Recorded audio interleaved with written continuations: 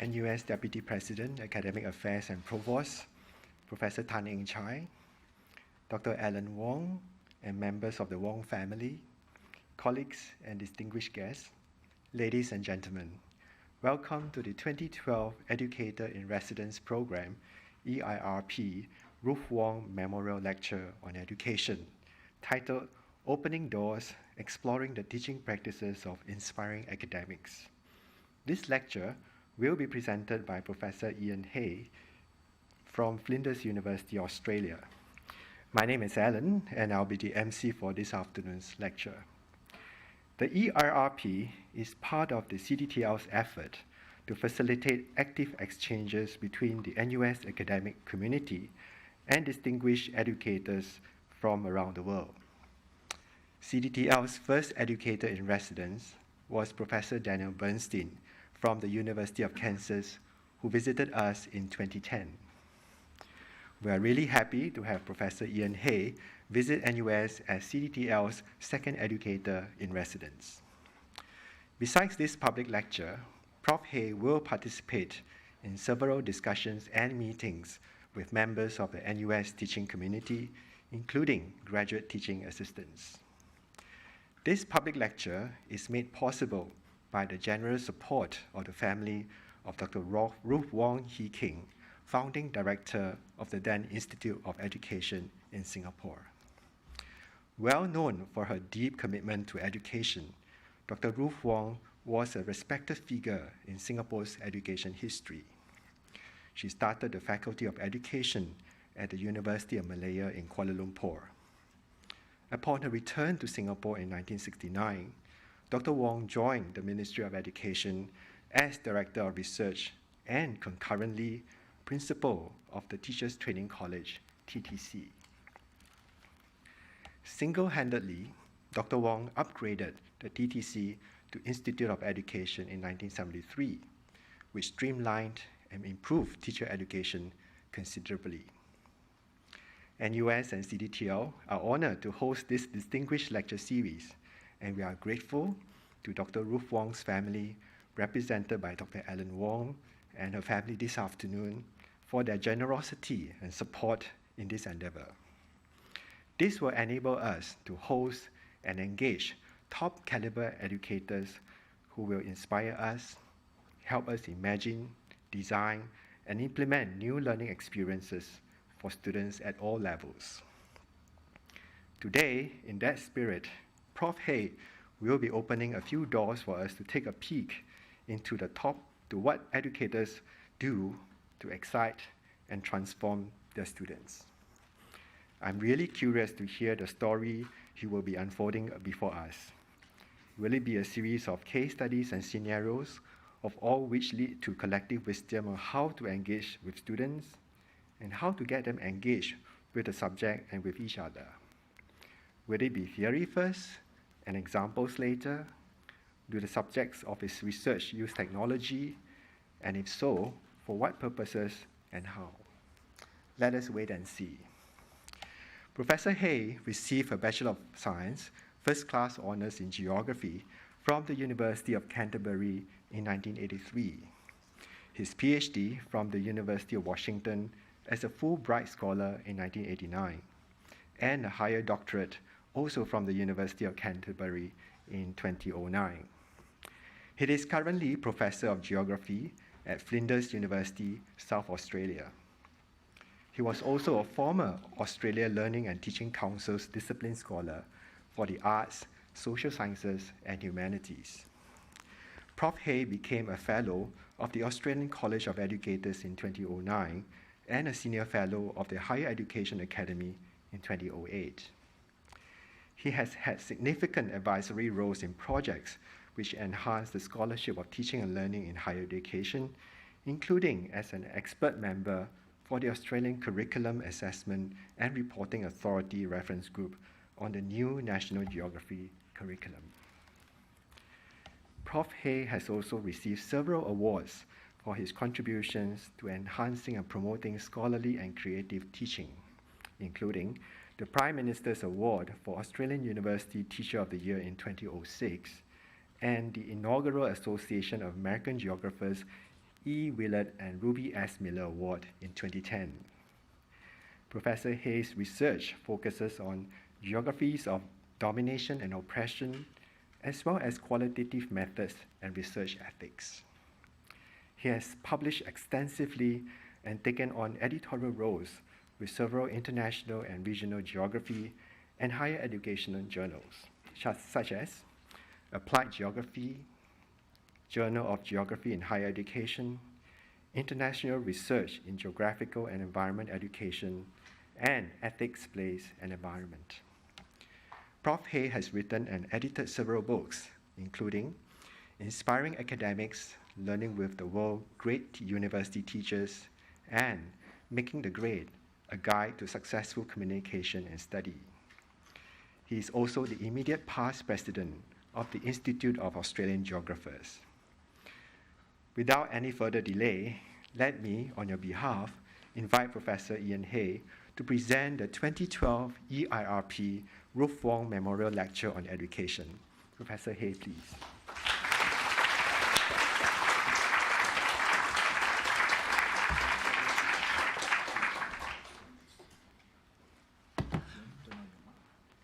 It is, yes. Okay, fine. Thank you very much for that very, very generous introduction, Alan.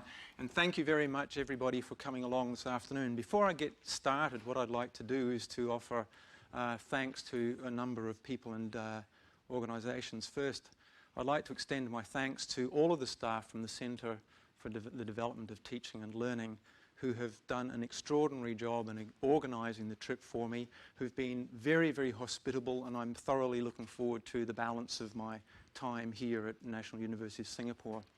I'd like to thank the National University of Singapore for making this opportunity possible, and I'd like to offer a special thanks to members of the Wong family who are gathered in the front row here, some of whom I had the occasion to today. It was a very, very stimulating lunch, and I'm delighted to be here, and thank you very much for the opportunity to be able to give this talk.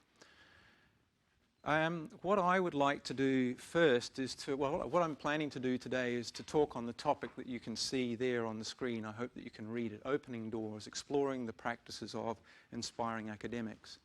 I'll come to some of that in a moment, but what I would like to do in the first instance is actually to get you to do something.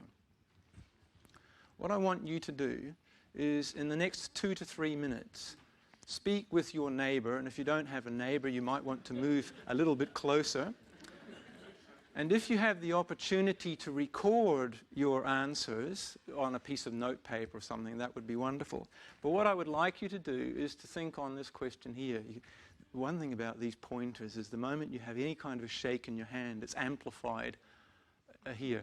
What criteria would you use to identify a great university teacher? So 2 or 3 minutes, just talk about that, and let me say I'll spare you the embarrassment of asking for your comments back in a moment. I just want you to talk about it, the intent being to try to ensure that we're all beginning to think about what it is that's underpinning this talk. So I'll give you a couple of minutes to do that.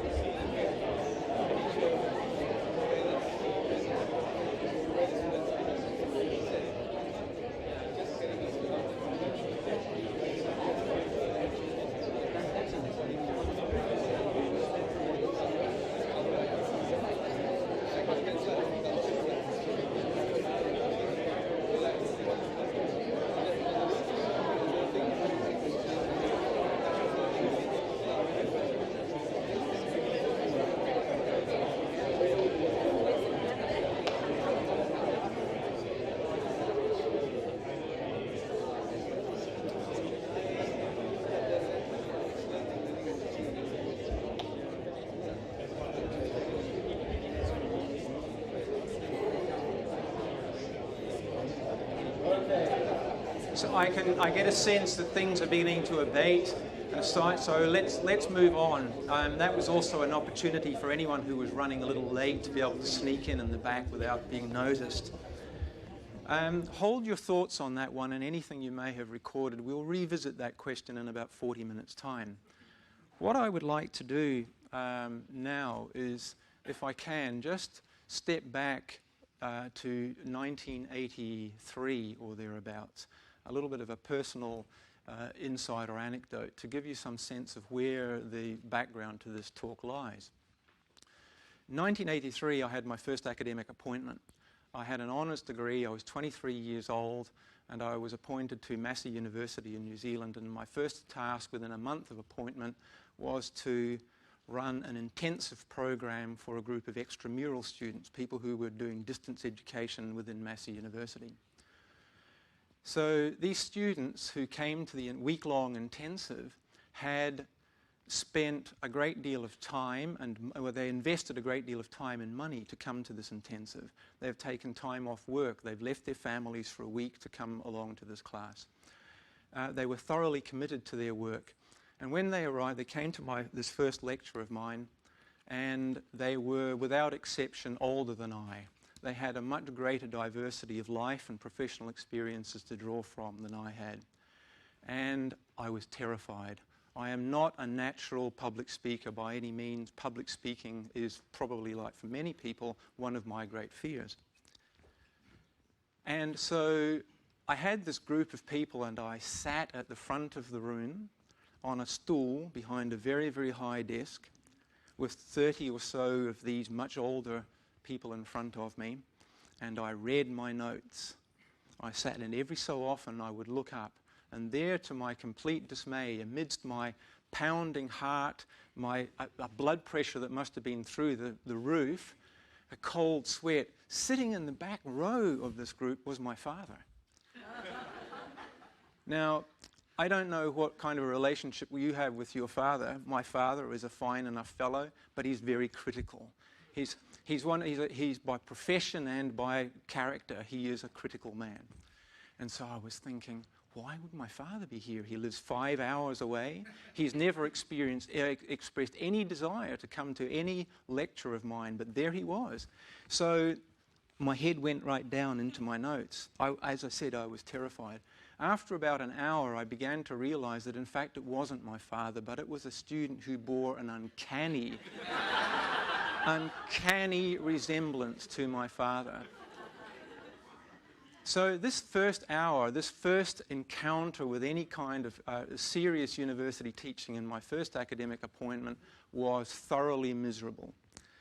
I realized very quickly after that hour that what I needed to do was to, rethink the way that I ran my classes, because I couldn't continue, if I was to have a career in this field, I couldn't continue to do this kind of thing without completely damaging my ego, my self-belief, any kind of a faith I had in myself. I had to change. And at the same time, it was also very, very much apparent to me that the audience, the students who were there, were people from whom I ought to be drawing, from whom other students should be learning. They had much more experience than I had. So that was one thing that took me. So after that initial experience, I developed a little bit of an interest in teaching and learning, as well as in my disciplinary fields. And that was expressed over a number of years as I went to the US as a teaching assistant, and I worked with colleagues, and we wrote papers, and we thought about how to make teaching more effective and efficient, and so on. And in due course, I ended up at Flinders University in South Australia, where I currently am. And in the early 2000s, I was asked by the university if I might put together an application for a National Teaching Award.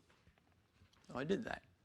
And I wrote something following the criteria that was set out.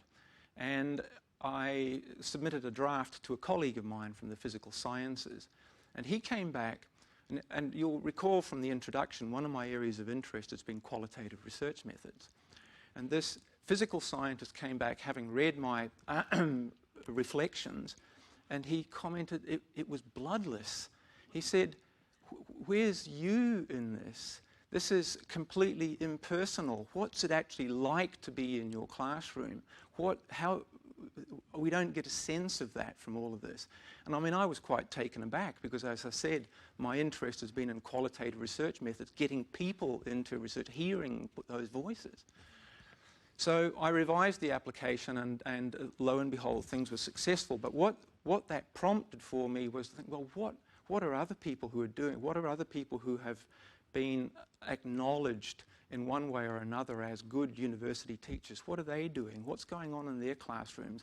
So I was just interested in that. And so much, as some of you will be aware, a great deal of teaching goes on behind closed doors, despite things like Rate My Professor and peer review of teaching and the like. Teaching is still one of the more private of the professional activities. So I was really interested to know, what is it that really good teachers are doing? And so that underpinned work which led to this book here, which came out late last year, and it also underpins the structure of this talk today. What I want to do in the time that is available to us and left is, first of all, is to look at some windows on successful tertiary teaching, taking as our lead question that one, what makes a great university teacher? And in terms of those windows, what I'm just going to be looking at is the kind of criteria that have been used at a national level to make determinations about this. Second, what I want to do is to give a very brief overview of the autoethnographic approach that I adopted in this, what that means and what some of its liabilities. And then finally, to come to the core point is, what do these inspiring academics actually have to say? What inspires them? What inspired them? What were their how and why stories? So that's where we're going. The point of this is not to come up with any kind of a bag of tricks. This talk is not going to be about the specific techniques that people have used. To answer one of the questions in the introduction, I'm not going to talk about specific cases of things that people have adopted. There are many, many wonderful publications on specific techniques and devices that people can use for teaching and learning. There's websites, there's great books and things on guidance on how to use clickers in large classes, how to run effective peer supervision groups, peer writing, role plays in classes, and so on. And there's these terrific books like McKeachie's Teaching Tips, which is in about its 15th edition. Boyce's book on advice to new faculty members, which encourages moderation in all things, moderation in research, moderation in teaching, acting all the time but waiting for the right time. And a more recent publication, Aspiring Academics, an edited collection by Solem, Foote and Monk, which also follows on from some of these sorts of ideas. So in part, this lecture is going to be the story of this book. What I wanted to do was to think, well, what are some of the national approaches to determining what constitutes an effective or really good teacher, going back to that question that I asked you at the outset. And I also wanted to see if I could use one of the frameworks from one of those national bodies to provide a structure to the book. So my search was confined to some degree to English-speaking countries, but not entirely.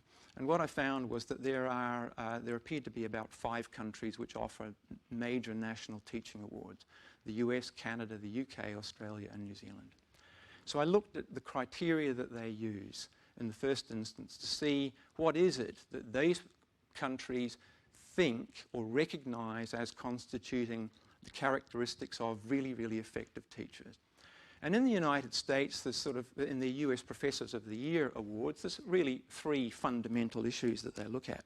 The impact that faculty members have on students, issues of scholarship, and then contributions to education more generally. They also solicit letters of support and the like from, I'm going to blame that handshake on coffee that I had this afternoon, actually.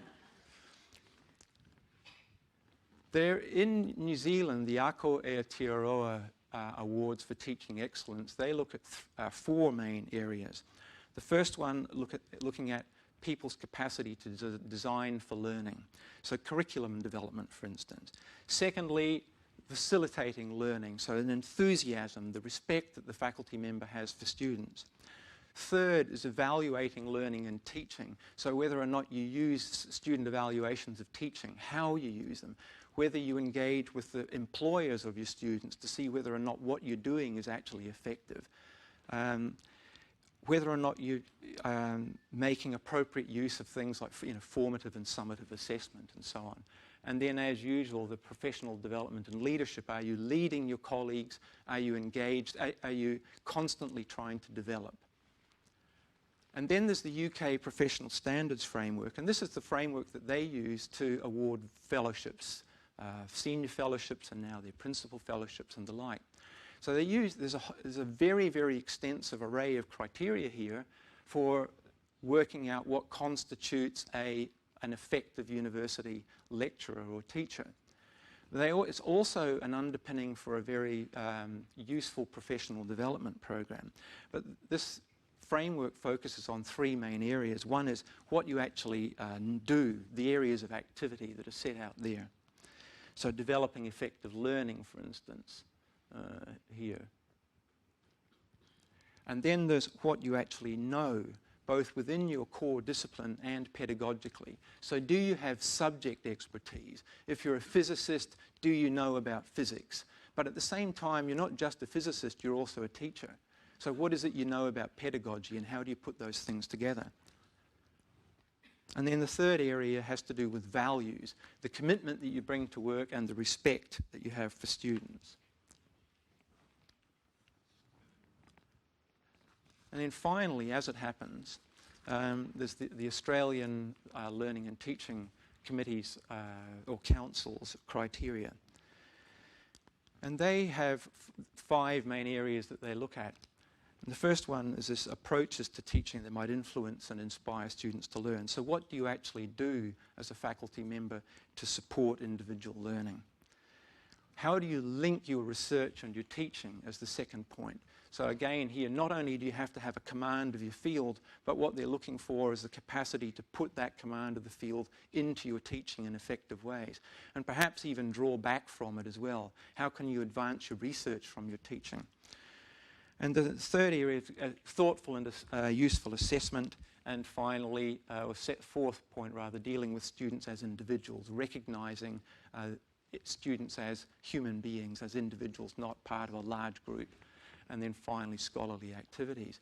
As it happens, I ended up settling on using the Australian Learning and Teaching Council's criteria as the framework for the book for a number of reasons. It seemed, the core ones being that it seemed that it was relatively straightforward.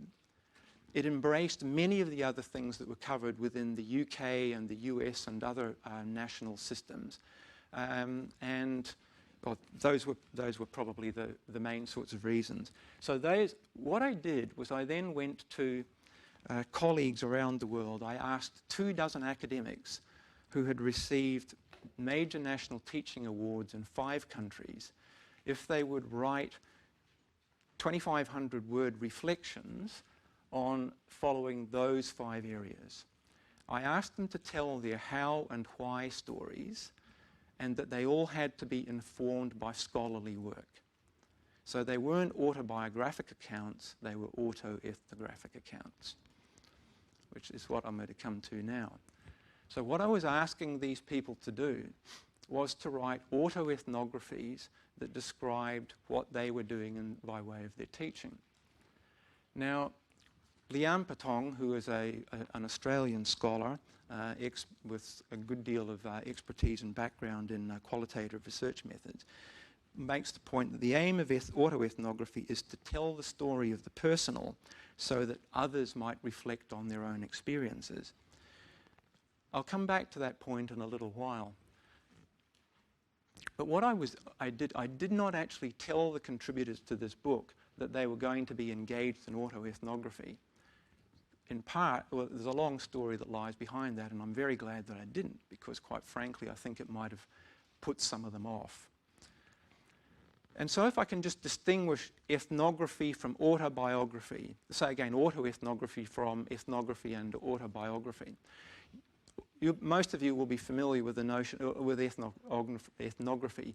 We might have a stereotypical kind of a depiction of a pith-helmeted colonial anthropologist visiting a primitive tribe in a remote area and writing a dispassionate perspective, a Western perspective, of what's going on in that community.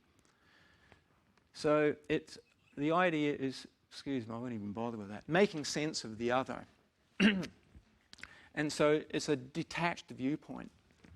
Autoethnography emerged out of post-colonial and postmodern sensibilities. It changes the relationship between the self and the other.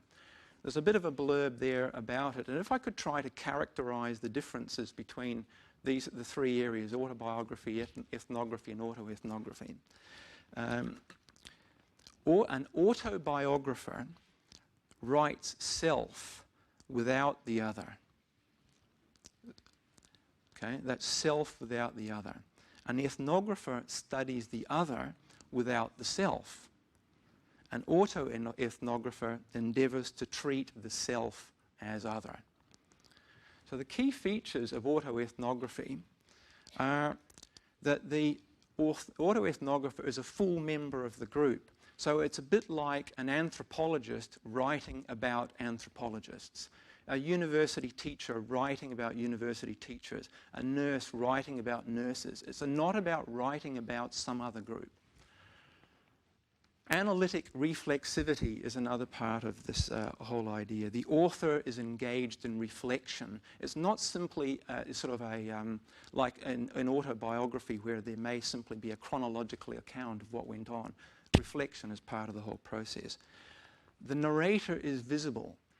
This is not written in the third person. It's written in the first person. We know who the author is. It's not a dispassionate perspective.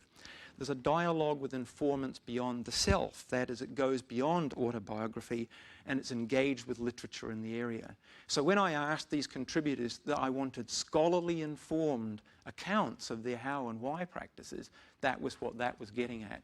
And then there's a commitment to theoretical analysis as well, following on from that. So there's engagement with literature.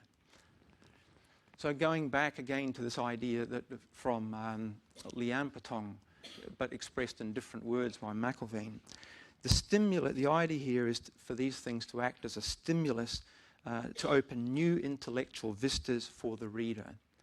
Now, I will confess that there is an intrinsic problem. I mean, here I am giving a public lecture, and I'm going to tell you what the problem is with the lecture. The book was written to try to encourage reflection so that when people read the book, they may reflect on their own practice. What I'm doing in this talk, and I'll come to it a little bit later on as well, is I've gone back through that book for the purpose of this lecture to try to isolate themes that emerged for me from it. Someone else who looks at the book will extract different sets of ideas. So I would say, well, what I'm going to talk about is what I drew from it. Any one of you will look at it and the different things will strike quite different chords.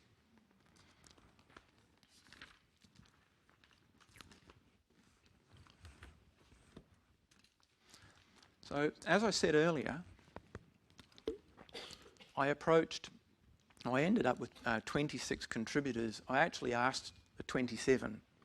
The only person who said no to the offer was the person who had read my original application for a National Teaching Award, who is a colleague of mine at my university.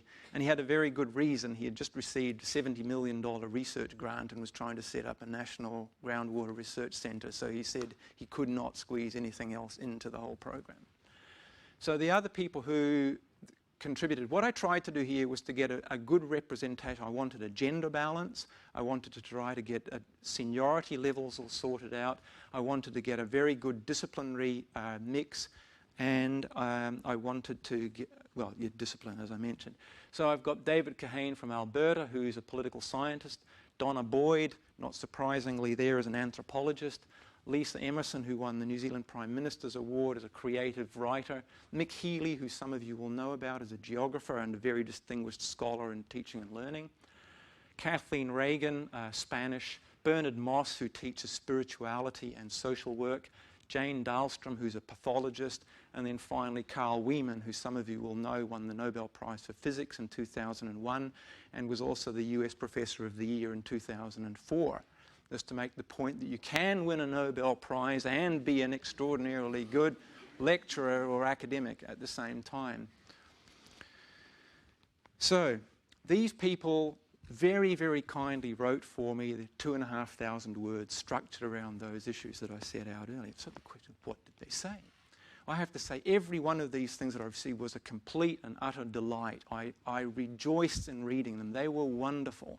It was one of the best pieces of work that I've actually had the privilege to engage in. I just enjoyed it. But almost all of them also said to me they had a terrible time writing it, that it was one of the most difficult things that they had ever written, including Lisa Emerson, the creative writer. I think maybe it wasn't sufficiently creative for her. So the thing is, well, as I said, what was it that they happened to say?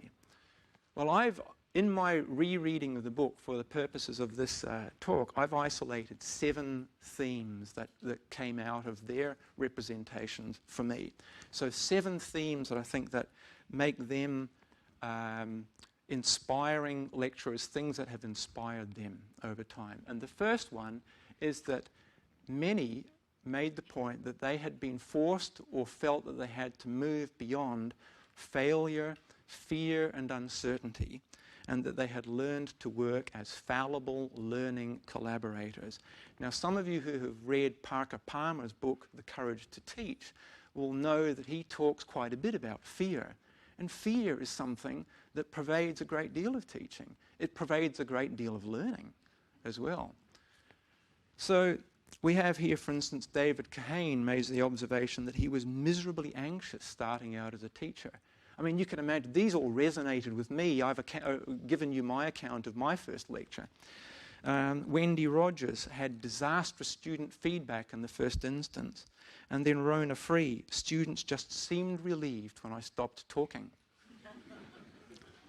And these are people who have won, they've been acknowledged by students, by their peers, and as exemplary university teachers, and many of them had these thoroughly shaky starts. The second point, the theme that emerged, was that they reflected. As Dewey said, we don't learn from experience, we actually learn from reflecting on experience. Many of the people who contributed to this made the observation that they were never expert. They never felt expert as teachers. That every class, every student was different, and I'm sure many of you will understand that. Every time you come to a new group of people, there's a different dynamic, something different is going on. They're always facing new challenges that led them to reflection and revision and a transformation. So one of the observations I would make is that these inspiring academics are all works in progress. They're always changing. The third point that came out was there was a realization, I think, that teaching was something rather more than knowledge mastery. There was certainly an acknowledgement that in order to be an effective or an inspiring teacher, you did have to have a good command of your field. But that wasn't enough alone, a point that I've suggested a little bit earlier. They need to add, how does one enthuse students? How does one motivate them? One of the really, really critical things for these inspiring academics, not surprisingly, was sparking curiosity, getting students to be really interested in learning. And so that's where you need to go back to those, I don't mean to be demeaning when I say the bags of tricks, but the specific techniques and the like that can help to encourage that. So Ian Cameron from Queensland noted, it's not simply knowledge that counts, it's the need to combine this with passion and love in seeking to excel. Another point that several made was that learning is rather more than teaching. And the sense I got from reading this, if we think about teaching in what has now been characterized, I guess, as a banking model of education, where students might be regarded as empty vessels into which one downloads knowledge or information. So there's a good deal more to this, and there was a real emphasis on what it is that the students do rather than on what it is that the lecturer or the faculty member does. So Schwartz really makes the point in this, this first quote is from one of the chapters.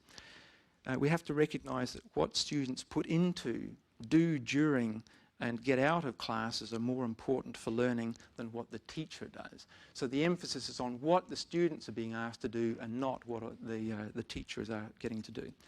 And Kathleen Reagan, picking up I guess probably almost maybe wittingly or deliberately on Paulo Freire's ideas from the Pedagogy of the Express, that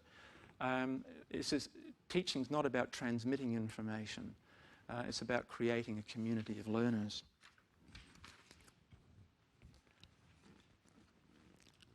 The next point, the fifth one, was acknowledging, as a clumsy phrase, humanness, both their own and that of their students. Mike Wesch made the observation in his talk, in his paper. He recounted an experience that he had as a candidate for an assistant professorship at Kansas State University. And the night before he was due to go and give a lecture, which was meant to be somehow representative of his capacity to be a teacher, he was terrified. He knew that his career before him depended very much on this 50-minute engagement, and he wasn't too sure what to do and how to approach it and the like. And he had a conversation with his wife, who reminded him of something that had been said by a contestant in American Idol. It's amazing where these sources of inspiration comes from, isn't it? Diana DeGamo, who I believe was runner-up in the year. And she had said on TV, "Love your audience and your audience will love you back." And when Mike's wife mentioned this to him, it changed his whole approach to what he was going to be doing in that lecture. It's sort of the usual idea of trying to picture or imagine your audience as being humans. That it's not an audience, it's a group of individuals who all have needs and with whom you need to try to engage. There was also a real sense of, from the people, of acknowledging their own strengths and weaknesses. So Rona Free, she knows, and she said, that she's not good at leading discussions. So instead of hammering away at that and continuing to do that maybe because that was what everyone else was doing, she decided that she was going to change the way that she ran her classes and achieved much more effective ends. So she replaced the lecture time with a series of other activities that drew from her strengths and yet provided the students with the learning opportunities that they needed.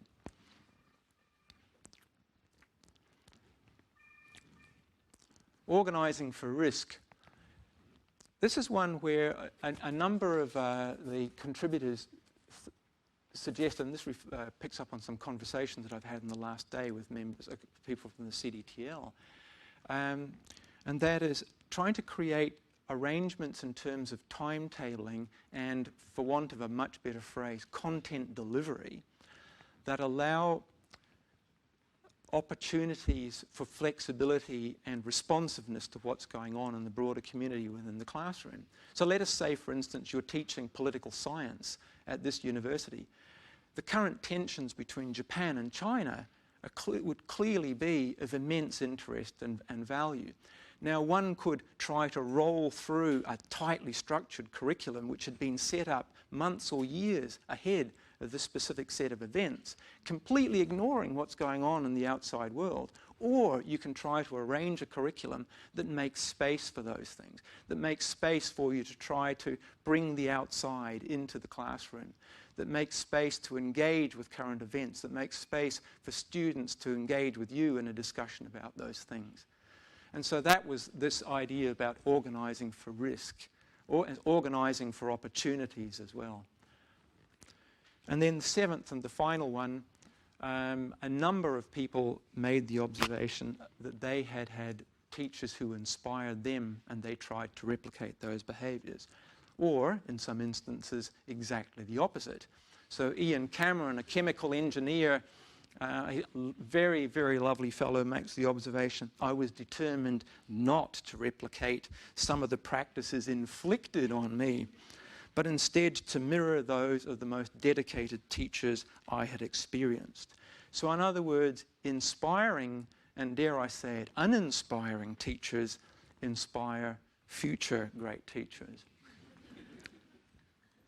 So those 7 themes, what I'd like to do now briefly, and we're getting towards the end, is how does those 7 themes compare with some other work that's been done in the area? Now, some of you will be aware of Ken Bain's work, a book that he published in 2004 called What the Best College Teachers Do.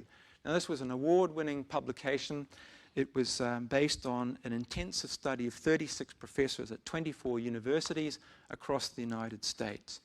And Bain isolated 6 sorts of practices and ideas that characterize what the best college teachers do in his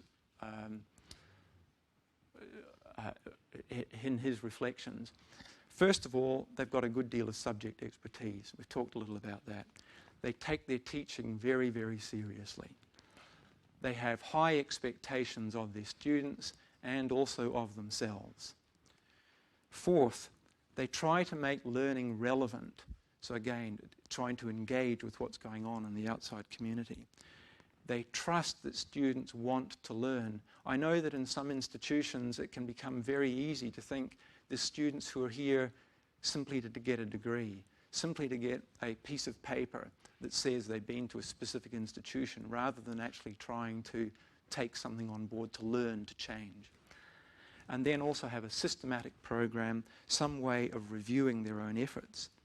So what I'd like to do just now is to merge Bain with the themes that I pulled out of my own book to suggest maybe what the characteristics of an inspiring university teacher might be, bearing in mind the observations I made a little bit earlier about how I've misused, arguably, the material that came from those autoethnographies.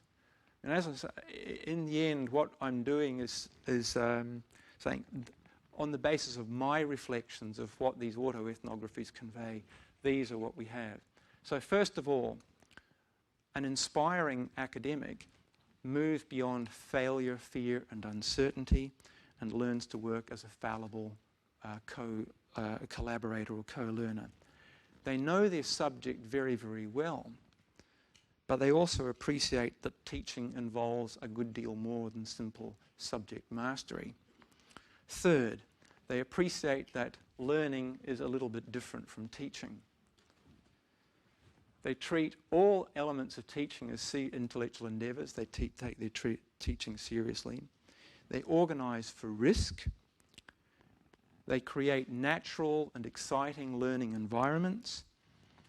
They acknowledge humanness, their own and that of their students. They have a strong trust in their students. They display openness. They believe their students want to learn. They replicate and improve on, and that's important, their own inspiring teachers. And then finally, they have a systematic program of reflection to assess their own efforts and to make appropriate changes.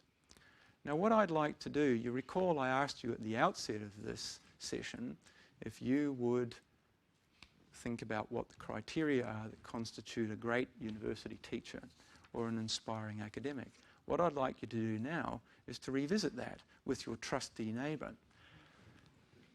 Consider how your thoughts on that question, what criteria would you use to identify a great university teacher? How do they compare with that summary, which I'll put back on in a moment? And for instance, what points of commonality or difference emerge? Is there anything that has been covered that shouldn't have been, or vice versa? So that's the list. So again, if I give you another couple of minutes to reflect on that, and then I'll just have a very few words to conclude. Okay, so.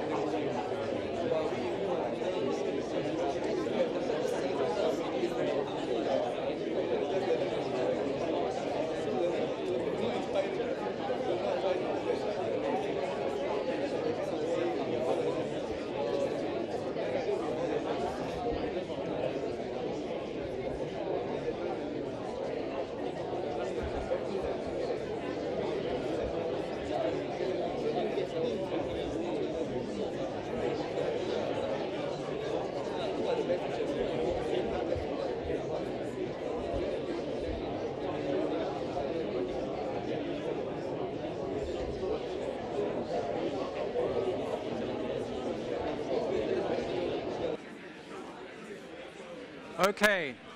I'm sorry to interrupt and stifle the conversation, but I think what I would like to do is to ensure that some time is left to continue that conversation over tea or coffee or whatever. I think there's something programmed for after this event. Again, I'm not going to ask you or embarrass you. What I'd like to do now is just to move to a couple of words of conclusion. And I'd like to borrow some words, or the words, from Ken Bain, who I referred to earlier, who made this observation. We cannot take single pieces of the patterns noted here, this kind of thing, and simply combine them with other less effective or even destructive habits and expect them to transform someone's teaching any more than adopting Rembrandt's brushstrokes would by it themselves replicate his genius. We must understand the thinking, attitudes, values and concepts that lie behind pedagogical masterpieces. Observe practices carefully, but then begin to digest, transform and individualize what we see. To take the Rembrandt analogy a step further, the great Dutch artist could not be Picasso any more than the Spanish painter could replicate his predecessor. Each had to find his own genius. So must teachers adjust every idea to who they are and what they teach. Thank you very much. Thanks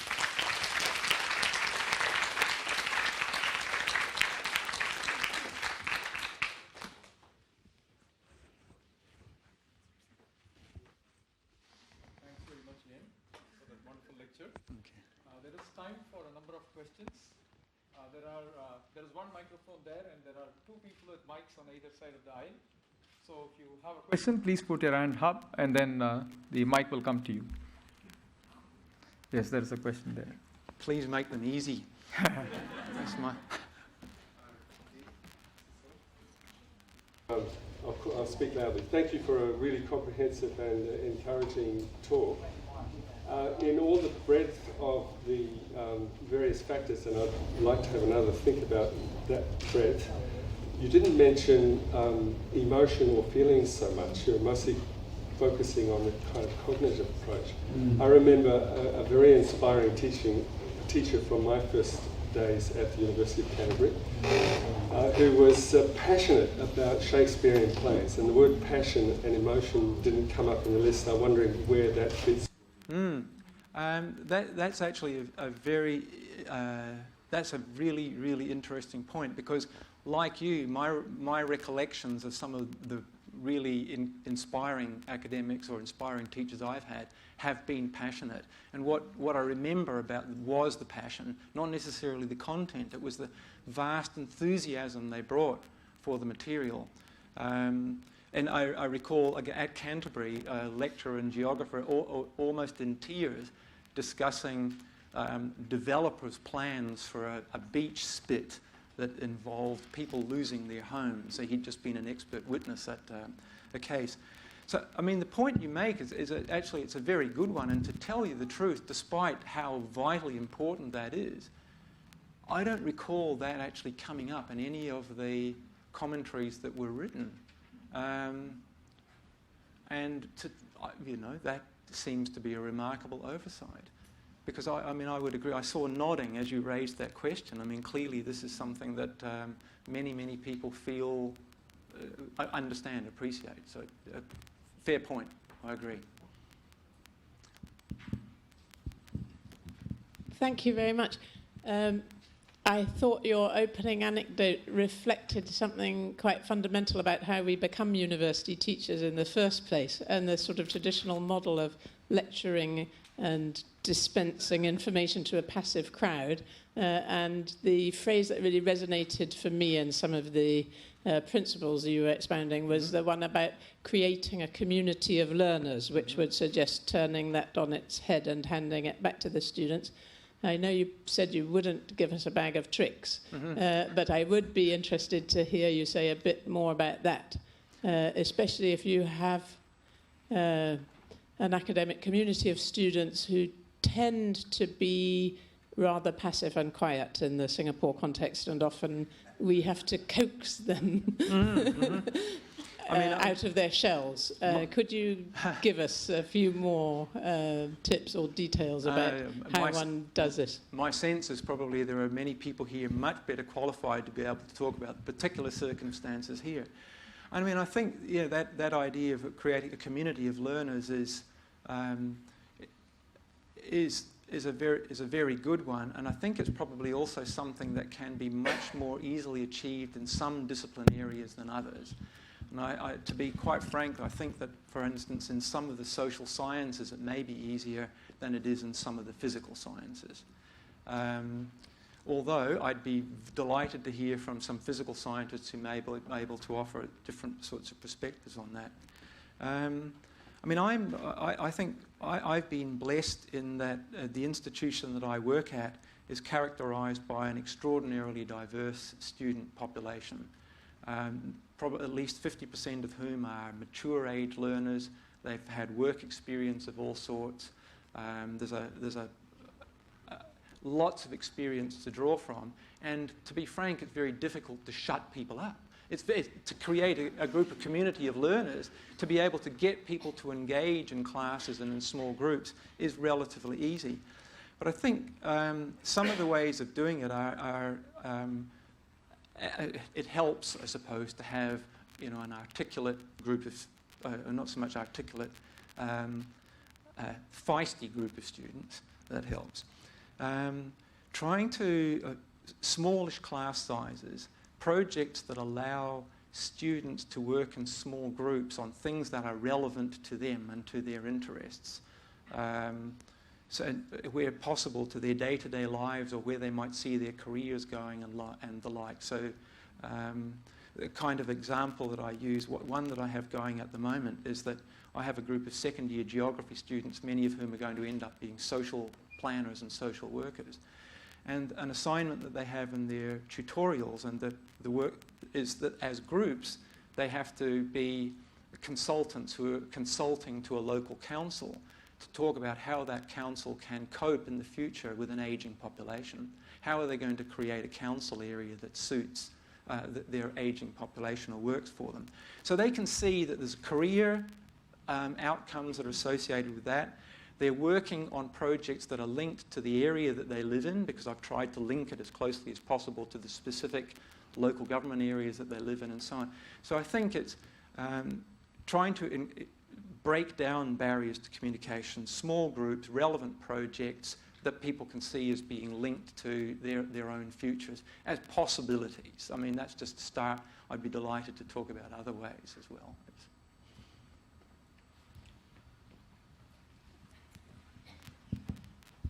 I have to confess that I almost didn't come this afternoon. I'm delighted you did. Nice to see you again. Thank you. I'm delighted I did as well. But the reason I almost didn't come is because I had some research to finish. And what do your inspiring academics have to say to those of us in a university that is aspiring and in some ways achieving world-class research, where we do feel a deep contradiction in terms of time requirements between the aspiration to have a Nobel laureate in the university, to deliver world-class research, and the reality of our teaching commitments and seeking to be excellent there too. I feel a contradiction that you didn't talk about.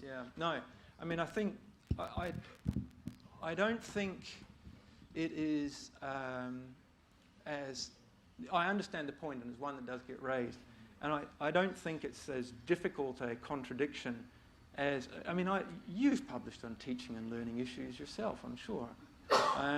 But it seems to me that one of the ways that you can begin to do it is to try to think about how you can, well, how do I put this?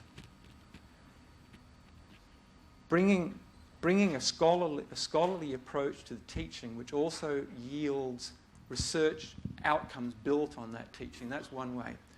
So the way that I have done some of this in the past has been to think, Well, I've got a research trajectory and I have a linked teaching trajectory. So if I can just go back to specific personal examples. When I first joined Flinders University, within minutes of arriving, somebody gave me an agenda, this thick, I am not joking, for our faculty's Social and Behavioural Research Ethics Committee. I found myself on the Ethics Committee. I did know nothing about ethics. And so I sat through these interminable meetings where we went through the agenda thinking about people's applications. And I started to develop an interest, believe it or not, in research ethics. And that underpinned some of the research that I did and also the teaching. So there was a three-way link between the service that I was engaged in at the university, the research that I was doing, which was on ethics and led to the establishment of a journal, and the teaching that I was doing, where I was teaching research methods classes, for instance, and other areas that involve students in the conduct of research. So ethics was a natural part of that. So there were ways of linking those that led to research quanta that improved the quality of teaching and also, I think, made me a better contributor to what was going on in the universities.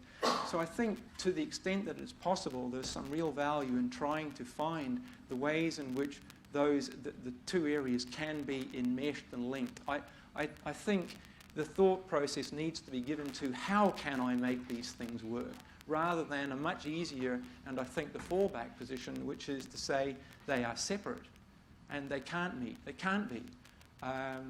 I do research and then I do teaching in my spare time to try and be, so that I have the time to be able to do research. I think we have to collectively think, how do we put these together?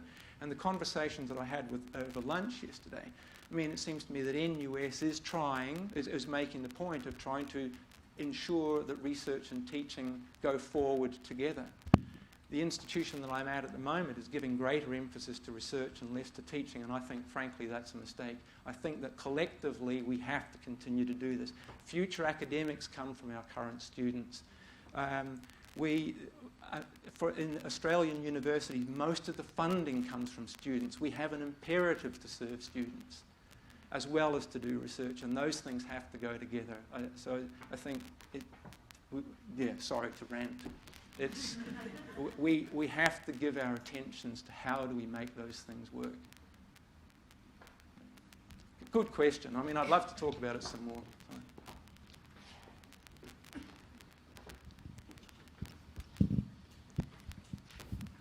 When I talk to my friends who are school teachers, they're horrified to learn that university teachers are let loose on students with zero education in the practice of education or the kind of themes you've been talking about this afternoon. I'd be astonished if more than 1% of NUS's population of assistant professors were here this afternoon. Because the signal that they receive is, no, don't go to that lecture, you ought to be getting on and writing another paper. Mm-hmm. And universities talk about taking this seriously, but don't. Mm-hmm. What should we do to demonstrate the importance of this point by actually doing something? Well, I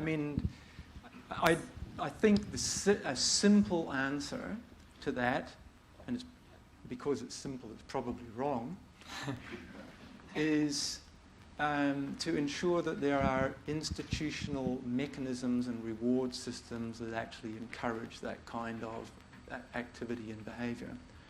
So I do not know how the promotion system at the National University of Singapore works, how it rewards contributions to teaching and to service and the like. But I know very well that at my own university we have a very, very clear set of profiles that make it absolutely clear that if you wish to be promoted from lecturer to senior lecturer to and ultimately to professor, you must fulfill all of these things. Then you have to have a balance on 4 areas: research, teaching, service to the broader community, and service to the university. And people's careers stall. They get to associate professor, for instance, because they haven't got the teaching credentials. The university is serious about this. You can be an extraordinarily good teacher, a researcher. It doesn't necessarily mean you will be promoted to professor if you have not satisfied the 4 areas. So I mean, I would have thought that was the simplest way of sending the signal, and which gets back to the previous question about this relationship between research productivity and teaching productivity. I mean, the unfortunate thing, I think, as well, is that no institution is an island as well, an NUS, like any other institution, competing with other organisations which may give a great deal of attention to research and much less to teaching. And that puts the academics in this terrible position where, in order to be globally competitive, they have to be working twice, 3 times as hard to sustain a teaching trajectory, a service trajectory, and be able to match people in other institutions where research is being disproportionately rewarded or acknowledged. Yes, here. Wilson, the front. Thank you for presentation. I have a question relating about this student and professor relationship. I mean, how really can we define it to be more proper? Because normally people will have to, for example, if we in the role of parents talk to their children, we have one way of talking. Or alternatively, they have some other discussions regarding student as a customer or as a client. So they come here to university, they just go to Burger King to buy a burger. So they are expecting us to be like a sort of entertaining role as well.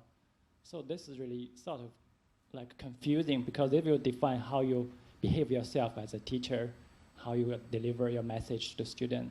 So how do you really define a relationship between the teachers and the student in the university? So how do I define the relationship between teachers and students? I mean, the point to make that there is clearly a significant change that, well, I think there is a fairly major change going on towards, again, from the experience with which I'm most familiar in the Australian context, towards this kind of client relationship. I've paid my fees, and so therefore I expect to get a degree. I may come to classes, but I may not. And that does create a problem, and I think it can be very easy to get caught up in that as an academic, and to begin to disregard or change the ways that you think about students, to see them as customers rather than as people who wish to learn. And it goes back to one of those observations about acknowledging the humanness of students as well as oneself. But again, if I can go back to the observations that 2 people have made about the research-teaching relationship. If, for instance, you're in an institution where students are increasingly regarding their relationship as a client or a customer relationship rather than a student-teacher relationship, and you're experiencing pressures which are driving you to research and away from teaching, seems to me one of the outcomes of that is it's very easy to say, okay, well, I give up on teaching. I'm going to spend my time on research, because whatever I do for the students is not necessarily going to be particularly well acknowledged or received by them. They're here for the degree. I need to ensure that all I do is provide them with the basic material, the minima, to be able to fulfill that objective, rather than to provide them with a wonderful learning experience. Again, picking up on one of Bain's themes. So I think what we, again, call me Pollyanna, but I think we have to try to resist that idea of students as clients, and remember they are, that students, to try to hold on to the idea that students do want to learn, and that if exciting opportunities are provided to them, they will avail themselves of them, and they'll make the most of them and try to learn. And an observation that I've made elsewhere is that over time I've seen people begin to close the doors of their offices to engage less frequently with students. And in part, I think it's part of this whole process as well. And that disconnection between academic staff and students helps to sustain a poisonous client relationship that I don't think is good for higher education. Thanks.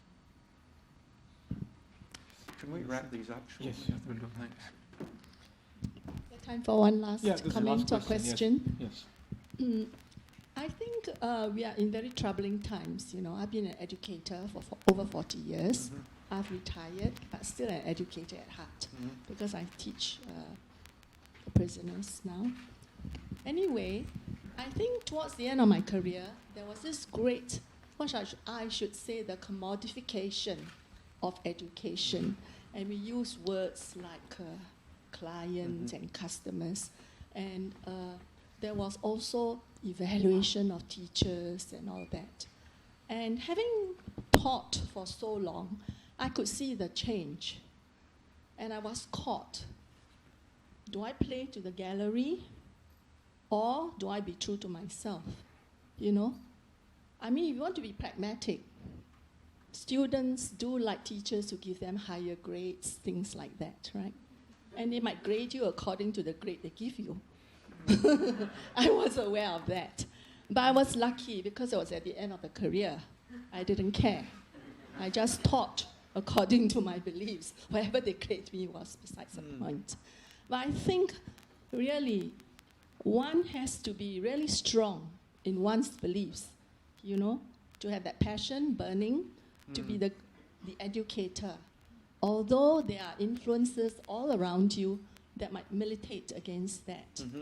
And if you keep that fire burning, a few students will catch that, and they will appreciate whatever you have done. And I must say that the reward is not always immediate, you know.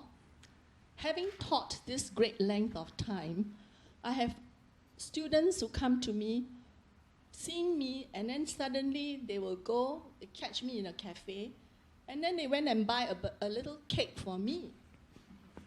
And I say, thank goodness, I'm still alive after 30 years having taught them. And I got that reward. And it was because a student tells me that I remember you so well, and you taught me, and I enjoyed your class or something, and let me buy you this as a gift or something.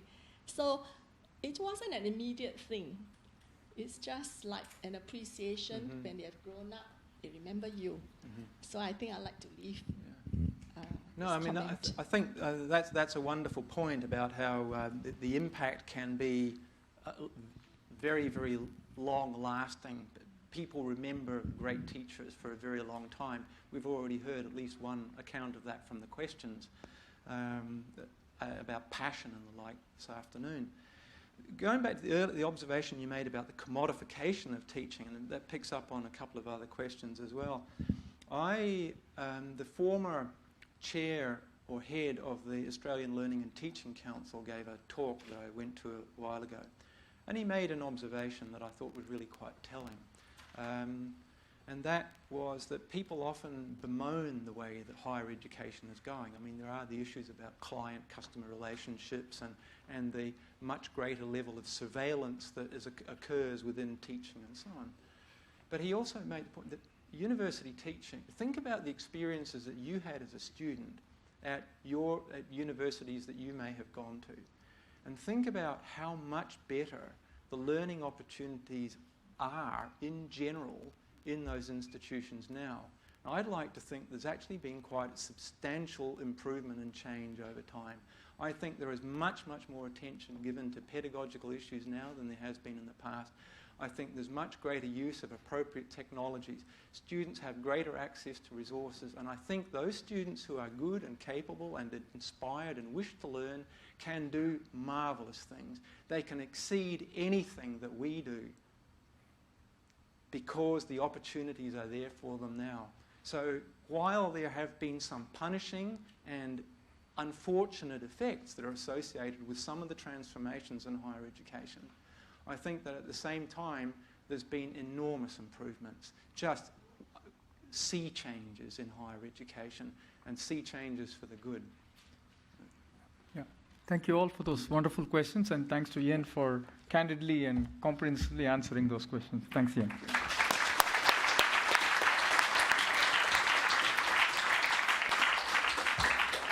Thank you, Prof. Hay, again for the wonderful lecture. Ladies and gentlemen, it is now time for us to present a token of appreciation to Prof. Hay. This token is a book about Singapore entitled Singapore Sketchbook, An Island Observed. This book is a celebration of streets and buildings, classic scenes, and marvelous architectural details around the country. The watercolor paintings were drawn by Graham Byfield, an accomplished artist who have lived and worked in Singapore for most of the 1980s and early 1990s. The text of this book is written by Gretchen Liu, one of the foremost authors on Singapore's architectural heritage. And now, we would like to invite Provost to come up on stage to present the token of appreciation to Professor Hay. Prof. Tan, please.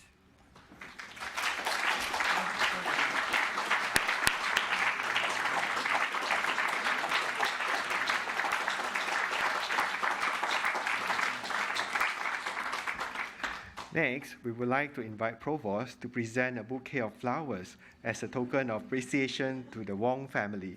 Dr. Alan Wong will receive on behalf of the family.